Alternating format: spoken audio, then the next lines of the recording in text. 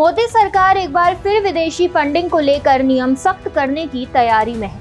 अगले हफ्ते संसद में FCRA संशोधन विधेयक पेश किया जा सकता है। सरकार का कहना है कि इसमें विदेशी फंडिंग में पारदर्शिता आएगी और देश की सुरक्षा मजबूत होगी, लेकिन विपक्ष इस बिल का विरोध कर रहा है।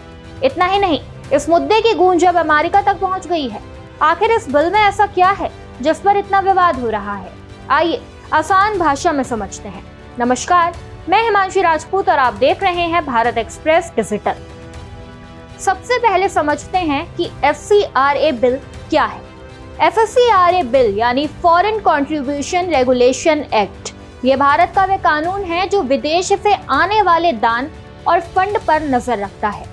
इसका मकसद ये सुनिश्चित करना है कि विदेशी पैसा देश की सुरक्षा, सामाजिक सौहार्द या राष्ट्रीय हितों के खिलाफ इस्तेमाल ना हो। अब सरकार इसी कानून में बदलाव करना चाहती है। इससे पहले मार्च में भी संशोधन का प्रस्ताव लाया गया था, लेकिन विपक्ष ने उस पर आपत्ति जताई थी। सरकार का कहना है कि दुनिया तेजी से बदल रही है।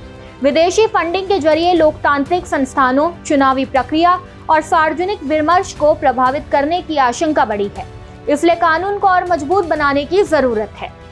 सरकार का दावा है कि नए नियमों से विदेशी फंडिंग का स्रोत और उसका इस्तेमाल ज्यादा पारदर्शी और जवाबदेह होगा।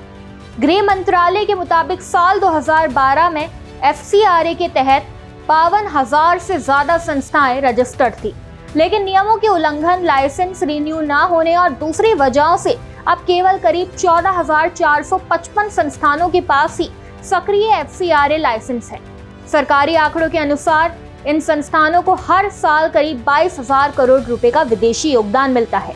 वहीं 2019-20 से 2021-22 के बीच 13,500 से ज्यादा संस्थानों को 55,700 करोड़ रुपए से अधिक की विदेशी फंडिंग मिली। आप जानते हैं कि प्रस्तावित संशोधन में क्या बदलाव हो सकते हैं। पहला, लोक सेवकों यानी सांसद, विधायक और सरकारी कर्मचारियों को विदेशी फंड लेने पर पूरी तरह रोक लगाने का प्रस्ताव है। दूसरा, विदेशी फंड पाने वाला कोई भी NGO उस फंड को किसी दूसरे NGO या संस्था को ट्रांसफर नहीं कर सकेगा, चाहे उसके पास भी FCRA रजिस्टर्ड क्यों ना हो।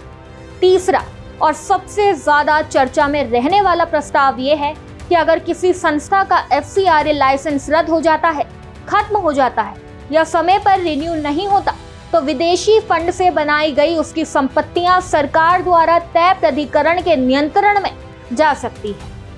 जरूरत पड़ने पर उन्हें किसी सरकारी विभाग को सौंपा जा सकता है या बेचा भी जा सकता है। यहीं से विवाद शुरू होता है।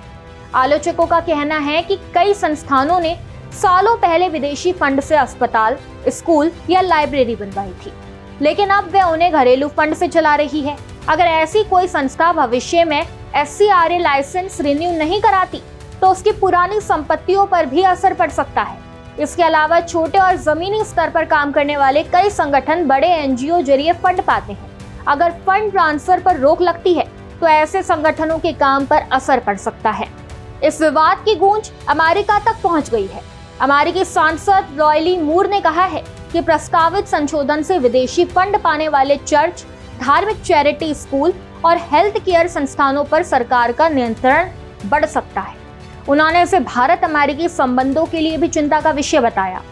वहीं विश्व हिंदू परिषद ने इन आरोपों को जवाब देते हुए कहा कि इस तरह के नियम उन लोगों पर रोक लगाएंगे जो चैरिटी के नाम पर विदेशी फंड लेकर उसका इस्तेमाल अवैध धर्मांतरण, भारत विरोधी गतिविधियां या राजनीतिक उद्देश्यों के लिए करते हैं। कुल मिलाकर सरकार का कहना है कि यह संशोधन विदेशी फंडिंग को ज्यादा पारदर्शी और सुरक्षित बनाने के लिए है। वहीं विपक्ष और कई आलोचकों का मानना है कि इससे कई सामाजिक और धार्मिक संस्थानों में कामकाज पर असर पड़ सकता है। खैर, इस पर आपकी क्या राय है, हमें कमेंट में जरूर बताएं। खबर में बस इतना ही। ऐसी ही तमाम खबरों को जानने के लिए देखते रहिए भारत एक्सप्रेस डिजिटल।